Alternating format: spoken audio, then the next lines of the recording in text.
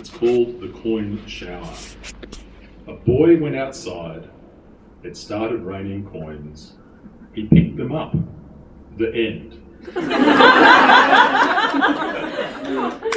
quite like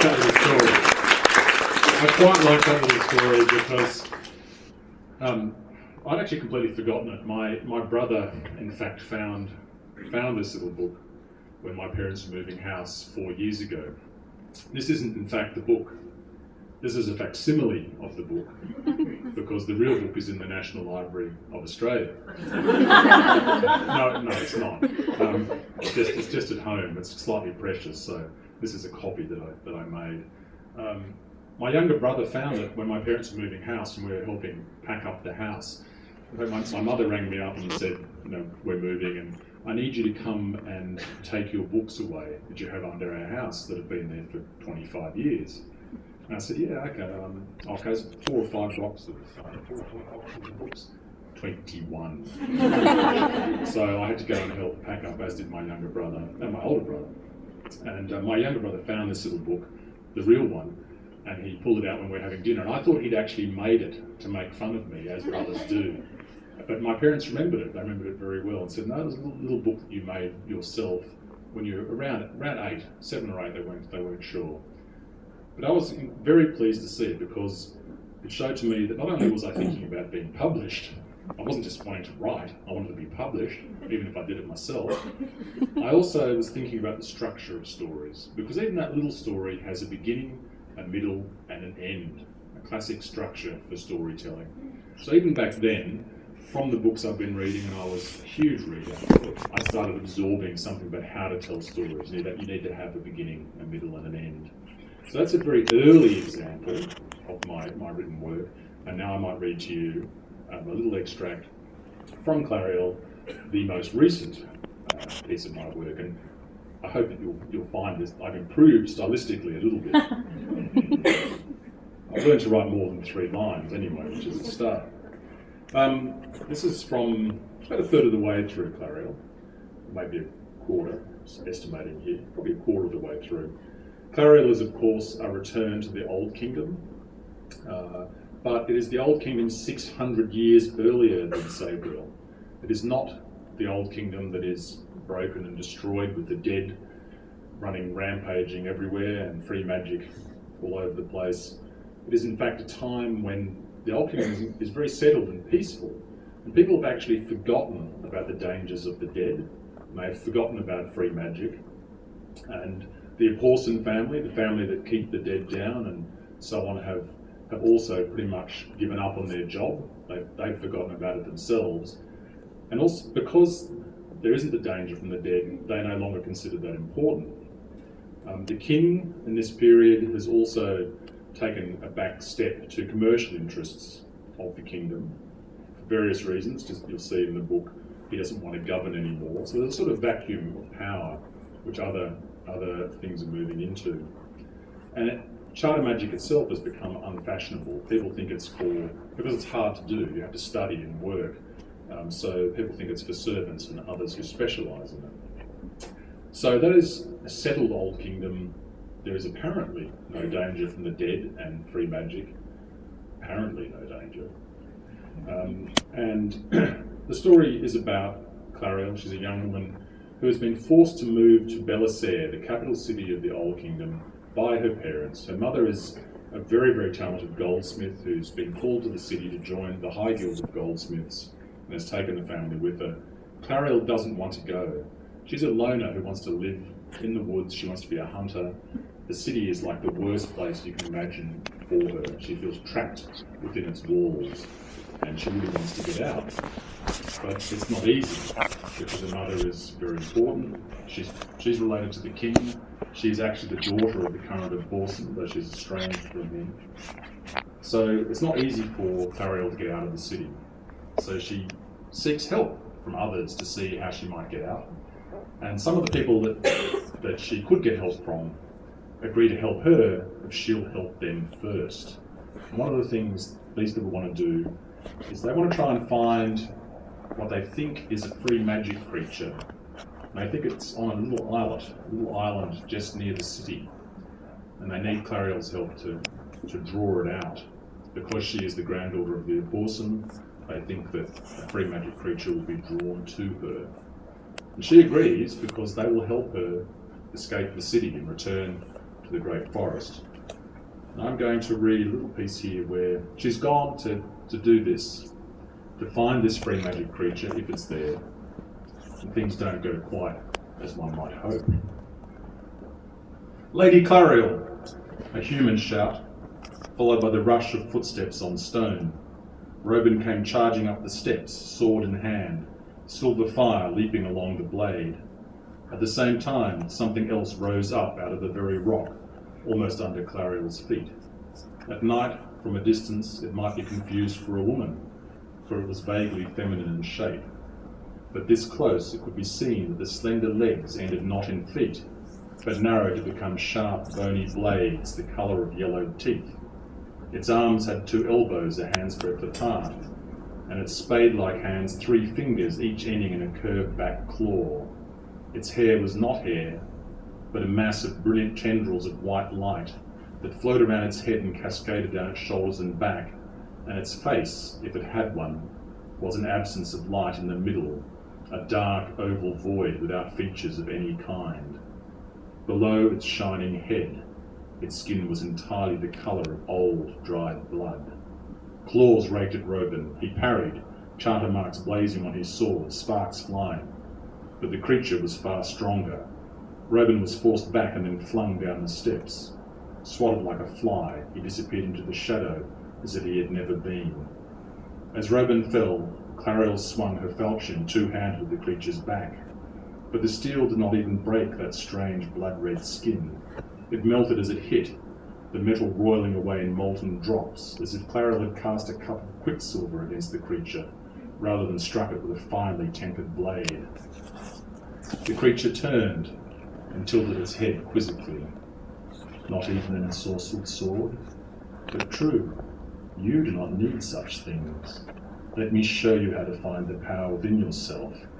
I will guide you, but first let me dispose of this small opossum. It strode over to where Belle lay half in the fire pit, its blade feet striking sparks from the stone as it trod. It raised one of those feet above Belle's head, and was about to bring it down when Clariel screamed and dived forward, grabbing that unearthly spiked foot with both hands to hold back the killing blow. The moment she touched it, she felt a shock through her whole body. Her heart raced in panic as some unseen force flowed from the creature into her. It entered her mind, exerting a sudden mental pressure that made her want to let go, to open her hands and let the spike drive down, to help it strike. "No!" shrieked Clariel. "No, I won't let you!" It took all her willpower to keep her hands closed, and all her strength to stop the spiked foot. Yet despite everything she could do, it kept pressing down, coming closer and closer to Belle's forehead and the charter mark there, as if that was the spot where the young man's skull was thinnest. "You are strong," said the voice inside Clariel's head, "but not strong enough."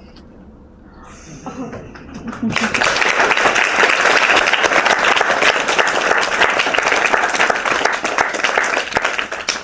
think I just creeped myself out there. So I'll take questions now. Very happy to answer questions if you have them. Quick off the mark.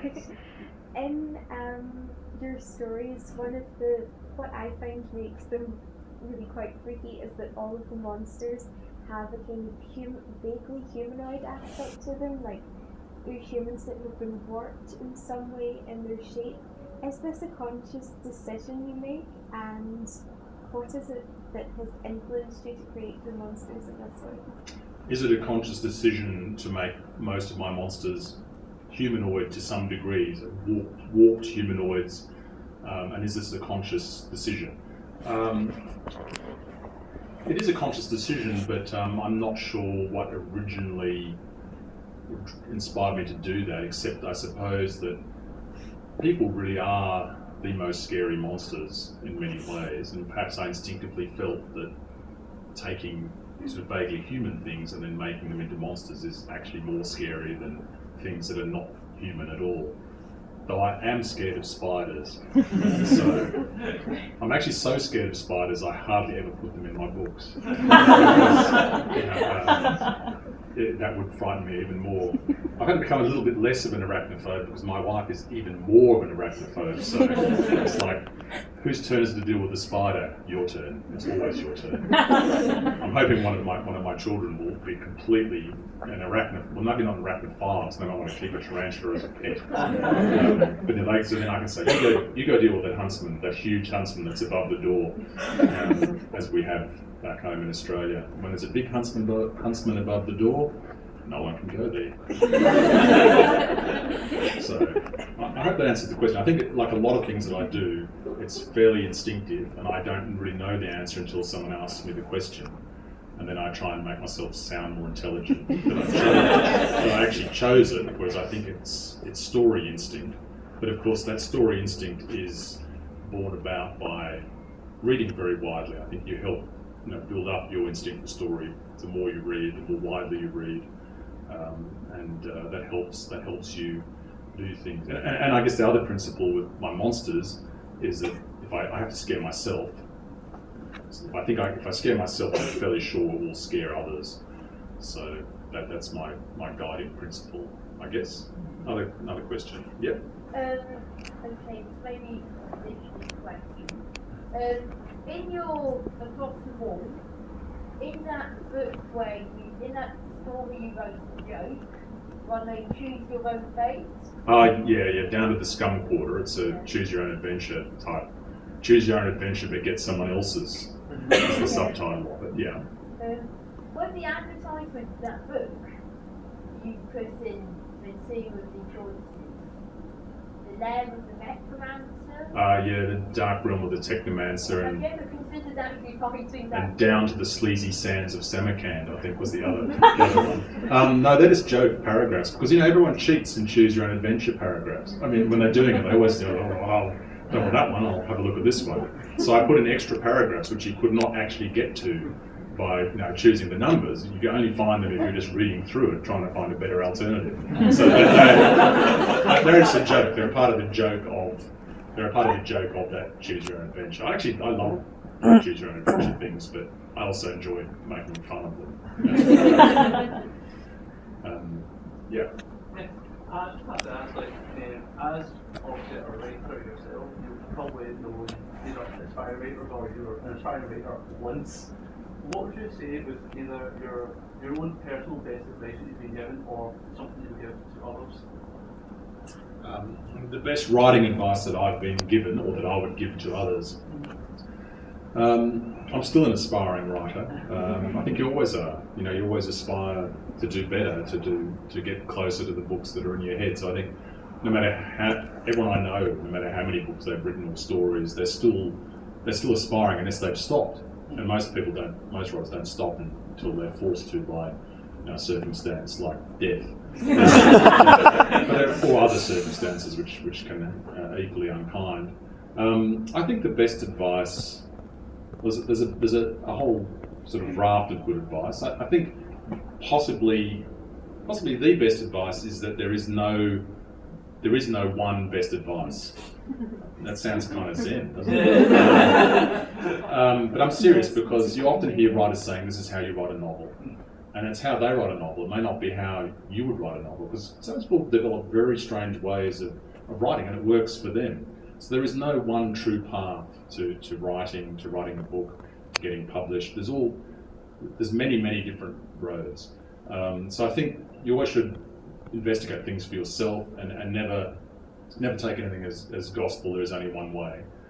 And I think the other thing, that said, I think there's some of the very important advice which I didn't get and I learned along the way. And I learned one of the most important things I learned very early was you need to finish things. I mean, it sounds dumb, but nothing can happen until you finish it.